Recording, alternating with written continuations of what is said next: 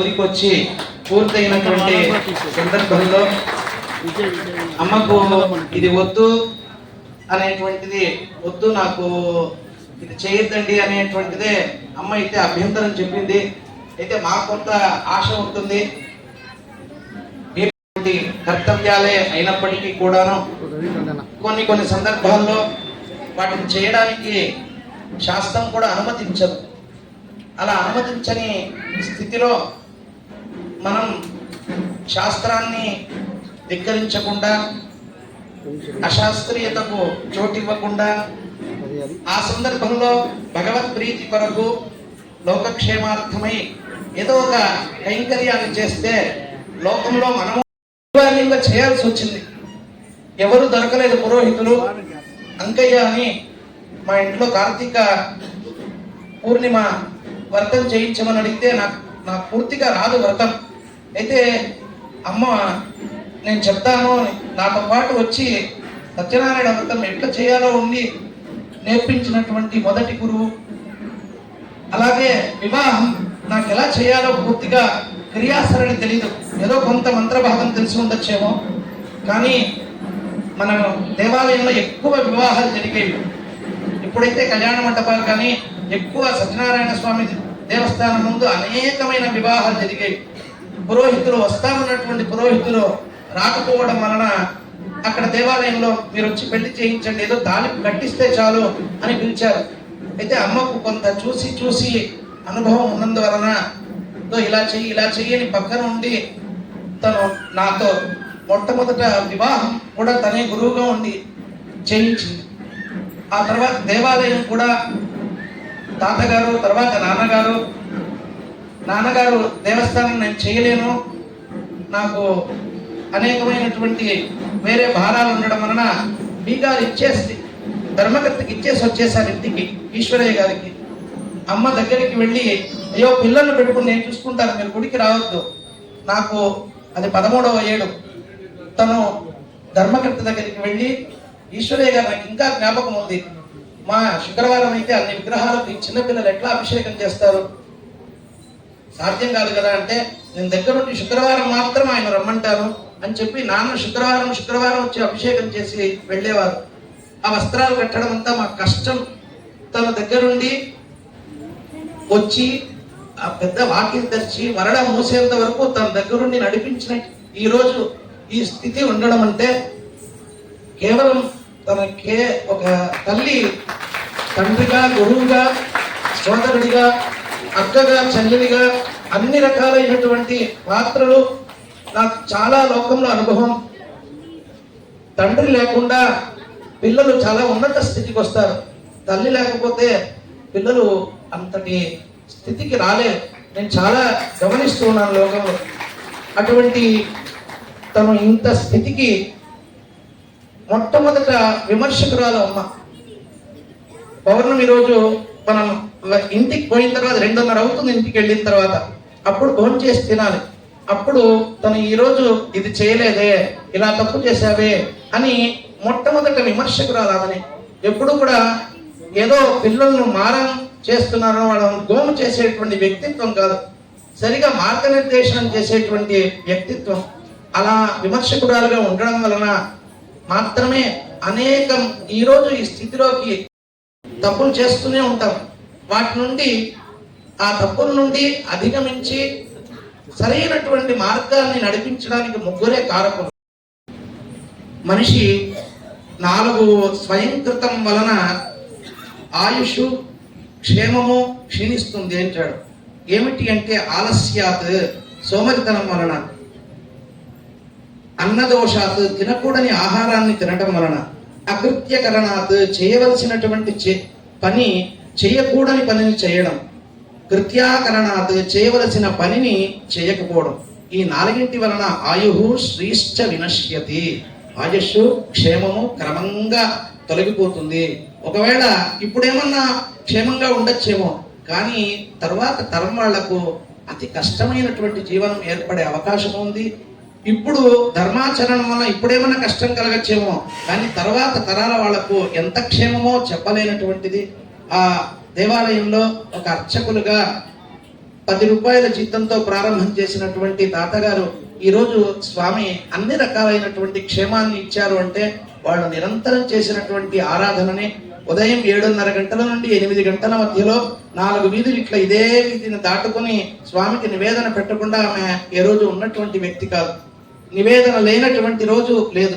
ఇంటికి వస్తే ఎవరైనా ఏదో ఒకటి ఇచ్చి పంపించాలి, ఏదో ముందు మనిషిని ఎలా ఆదరించాలి అనేటువంటిది ఆ కల్మషం లేకుండా ఇలానే ఉండాలి అనేటువంటి దానికి ఆమె రైట్ ఎగ్జాంపుల్ గా మేము దగ్గరగా ఉండి చూడడం జరిగింది.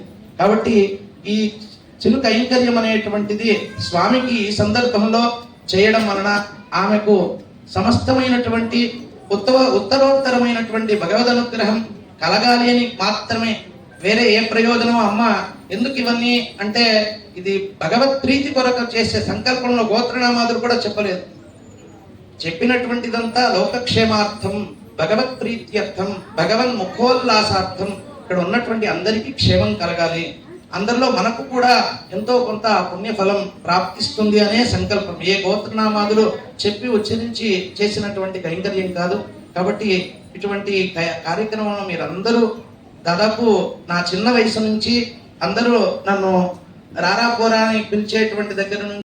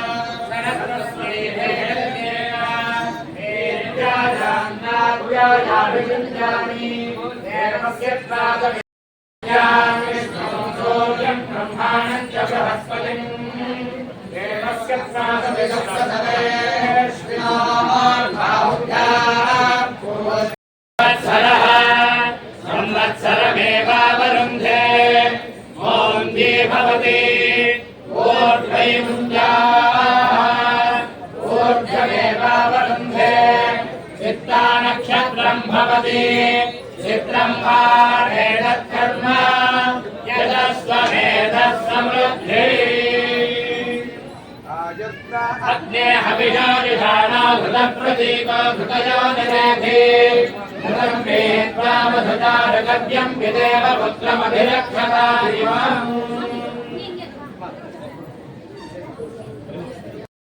అమ్మాయి కొంచెం అమ్మాయి ప్లీజ్ ఒక్కసారి ఏమనుకోండి. Smile please. అమ్మాయి అమ్మాయి ప్లీజ్ అమ్మాయి కొంచెం అమ్మాయి. థ్యాంక్ యూ ఇచ్చేయండి.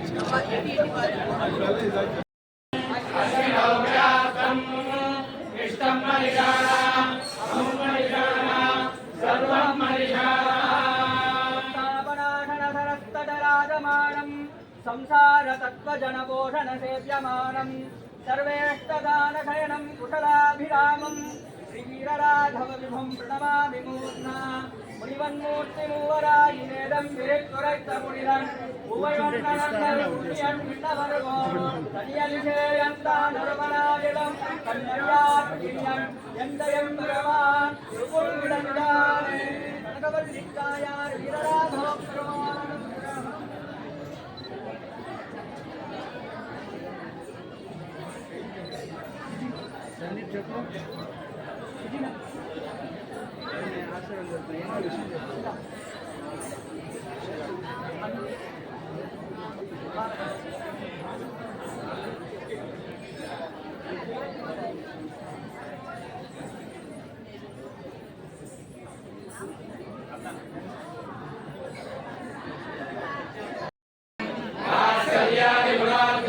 భగవతి